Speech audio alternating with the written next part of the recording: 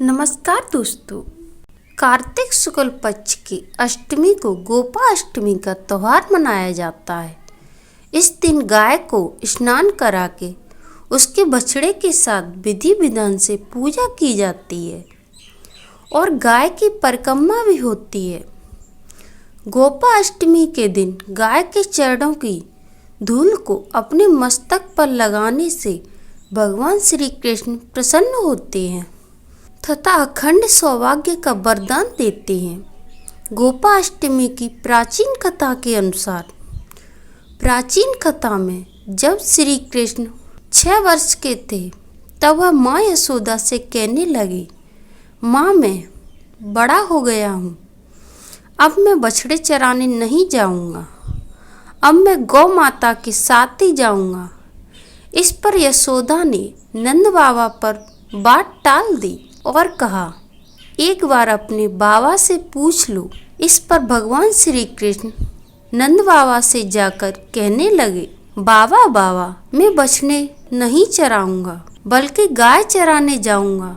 नंद बाबा ने भगवान श्री कृष्ण को समझाने की बहुत कोशिश करी, लेकिन बाल गोपाल की हटके आगे उनकी एक न चली।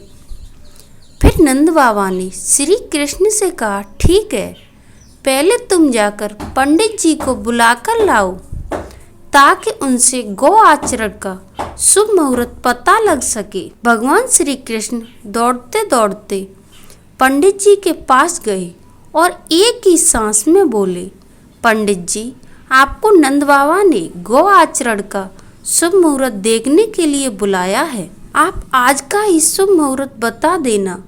अगर आपने मेरे कहे अनुसार करा तो मैं आपको खूब माखन मिश्री लाकर दूंगा। पंडित जी भगवान श्री कृष्ण की बात सुनकर मुस्कुराए और नंद बाबा के पास गए और पंचांग देखकर गणना करने लगे।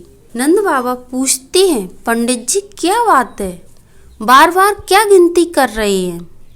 पंडित जी बोले, क्या बताऊं नंद बाबा जी, केवल आज का ही शुभ मुहूर्त निकल रहा है, इसके बाद पूरे वर्ष तक कोई शुभ मुहूर्त नहीं है। पंडित जी की बात सुनकर नंद बाबा ने श्री कृष्ण को गौ आचरण की स्वीकृति दे दी। भगवान जिस समय भी कोई कार्य करते हैं वही शुभ मुहूर्त बन जाता है। उसी दिन से भगवान श्री कृष्ण ने गौ आचरण का कार्य आरंभ कर दिया और शुभ तिथि कार्तिक मास के शुक्ल पक्ष की अष्टमी थी। इसी वजह से इस तिथि को गोपाष्टमी के नाम से जाना जाने लगा। इस दिन कामधेनु गाय ने भगवान श्री कृष्ण का अभिषेक किया था और भगवान श्री कृष्ण गोविंद कहलाए थे। गोपाष्टमी की एक अन्य कथा के अनुसार, जब भगवान श्री कृष्ण ने गोवर्धन पर्वत को अपनी घनिष्ठ उंगली धारण किया था तब 7 दिनों तक इंद्र लगातार मूसलाधार बारिश करते रहे और भगवान श्री कृष्ण ने गोवर्धन को अपनी उंगली पर उठाया रखा। यह अद्भुत चमत्कार देखकर इंद्रदेव असमंजस में पड़ गए।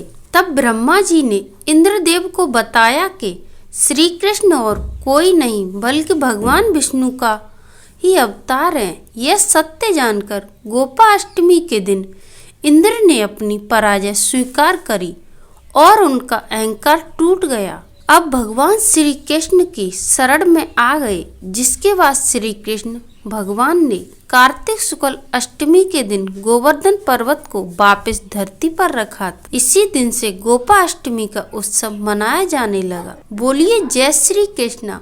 धन्यवाद दोस्तों। अगर ये आपको हमारी वीडियो पसंद आए तो कमेंट बॉक्स में कमेंट करके श्री कृष्ण भगवान की जय अवश्य लिखिए। साथ ही आप मेरे चैनल पर नए हैं तो प्लीज़ मेरे चैनल को सब्सक्राइब करें और बेल आइकन पर क्लिक जरूर करें, जिससे मेरी वीडियो के नोटिफिकेशन आपको मिलती रहे।